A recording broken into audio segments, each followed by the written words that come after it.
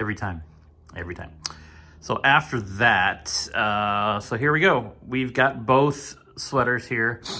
You got the Indonesian and the Canadian-made Adidas Adizeros. One thing that I've noticed here now that I've got this oblique lighting,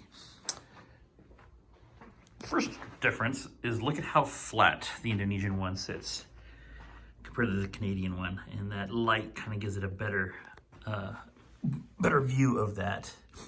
Right, so for one, without even saying anything or just by one look, you can see that the Indonesian one is much lighter and less stiff than the Canadian-made one.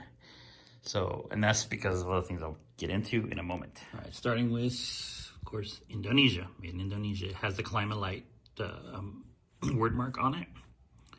All right.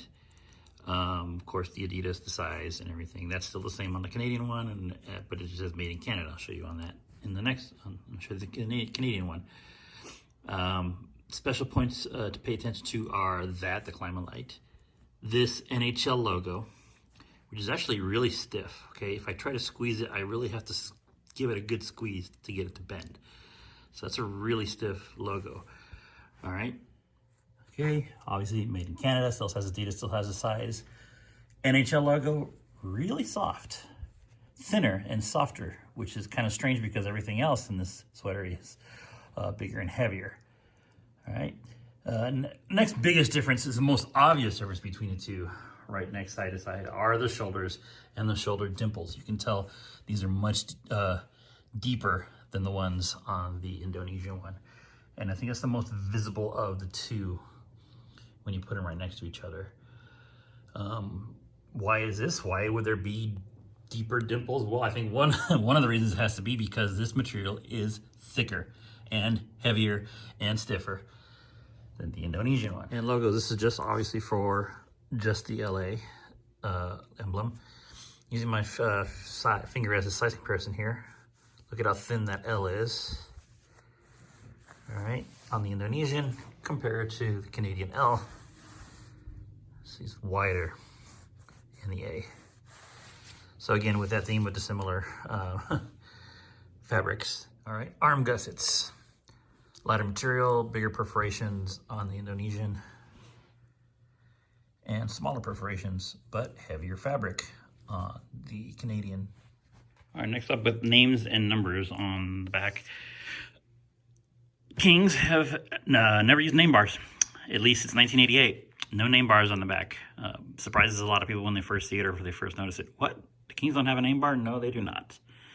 And never have. If you do see name bars on the King sweaters, it's usually in preseason when they're, moving numbers and letters around, or on, maybe some practice ones.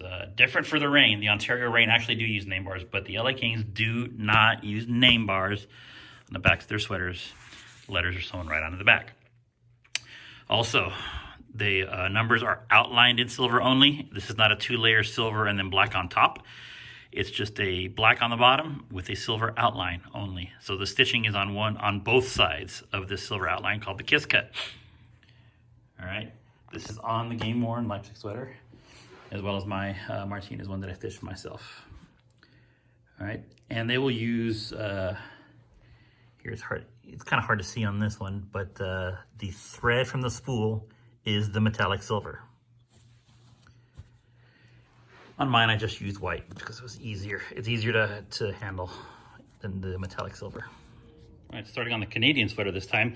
As you can see, letters sewn right onto the back. No name bar. Again, all the colors use white thread on the bobbins, and they use silver thread on the spools, so that you see the white just blends into the back here, so you don't see much of it. You can see the stitches though, and then of course on this side is all silver, actual metallic silver stitching. So I did the same thing with mine. Sewn right onto the back, white thread, except I kept both of my threads white on the bobbin and on the spool, just to keep it simple. Another thing on the Indonesian one, fight strap, one layer, just one layer of fabric holding the fight strap in.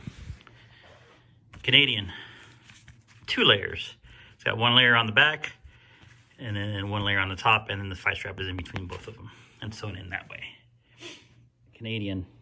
You've got the double elbows here. You got two pieces of fabric sewn together right here in this panel right here.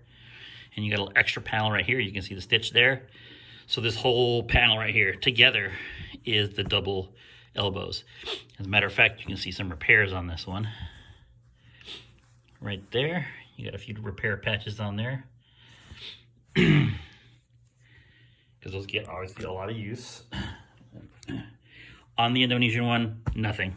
I mean, not nothing, but one layer on this panel and no extra layer down here. Just one layer on the elbows. So once again, to sum it up, the best way to describe this is if you're familiar with these sweaters and you've been collecting as long as I have, you're very familiar with the CCM and the Reebok sweaters.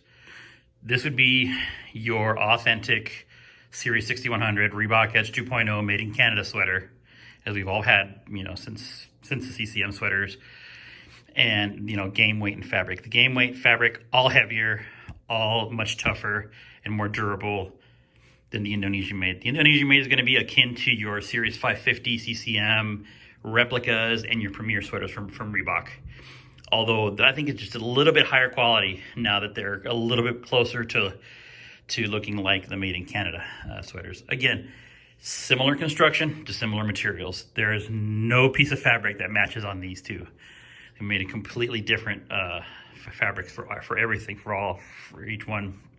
But they are constructed similarly, and you've now seen the differences.